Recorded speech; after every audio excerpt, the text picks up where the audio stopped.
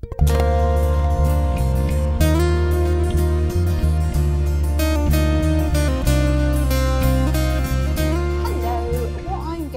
you today is how to pot up your courgettes. Now, whether you're growing courgettes, marrows, pumpkins, any of those, squashes, do them exactly the same. I did show you how to sow the seeds, and they've been growing absolutely beautifully since I sowed them. I have potted up quite a few of them. In fact, most of them, all apart from this one tray here, which I'm going to show you how to do now. So here they are.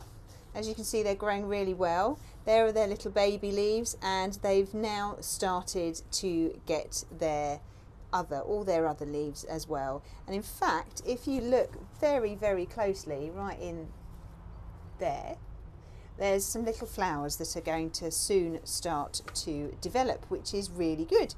They're actually a little bigger than I would normally pot them on, but I've been ever so busy that I just haven't had a chance to pot them on. I would have done them when they were a bit smaller, but it doesn't matter. So what I'm going to do is I'm going to pot each one into a 3-inch pot, and it's very, very easy. So let me show you how I do mine.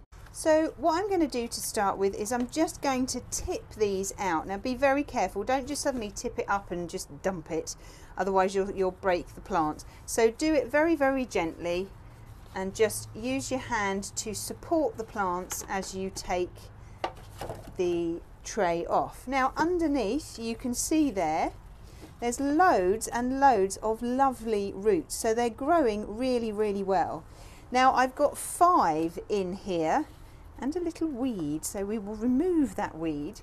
So I've got 5 growing, so all I'm going to do is just very gently prise them apart. Now don't worry if you rip some roots, you will hear the roots ripping, but don't worry, they're just lots of little roots, and as long as you don't break the stem, then they'll be absolutely fine.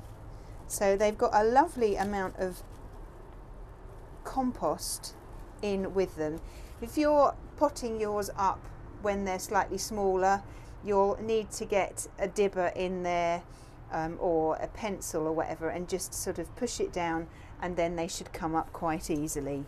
So I've got a 3-inch pot here, and I've got some multi-purpose compost. I'm going to put a little bit in the bottom. Now, because these have got quite a lot of compost on them, because they're quite big, they've got lots of compost here. If you're pricking yours out when they're smaller, you won't have as much compost. So what I would suggest is that you fill your 3-inch pot right to the top, put your finger down in the compost and push it down as far as it'll go, and then you'll be able to put your seedling in. But because I've got a large lump of compost here, I'm just putting a little bit in the bottom, and then I'm going to pop my courgette in here, remove any little weeds that seem to have been sprouting. Okay, now you want to bury this just a little bit lower than it was in the compost here. So all I'm going to do now is I'm just going to fill the little holes, any gaps around, just fill them in with a little bit more compost. Just give it a gentle sort of shake, and it'll fill up all the little holes. So I'll carry on and I'll do the rest of these, and when I've finished I will show you. Right, well here they all are done. All I need to do now is to give them a water. First of all, I will water them from the top, and then it'll push any compost down into any little holes that are in the pot. And then what I will then do any other time that I need to water them, I will just put some water into the tray, and then the compost will absorb that, and it will encourage the roots to grow down into the pot and fill the pot.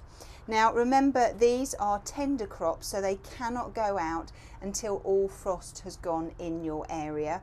So they will stay in the greenhouse for about another 3 weeks, maybe 4, it just depends. And then when I do put them outside, then I will show you. Well, I hope you found that interesting, and I look forward to seeing you soon. Bye bye.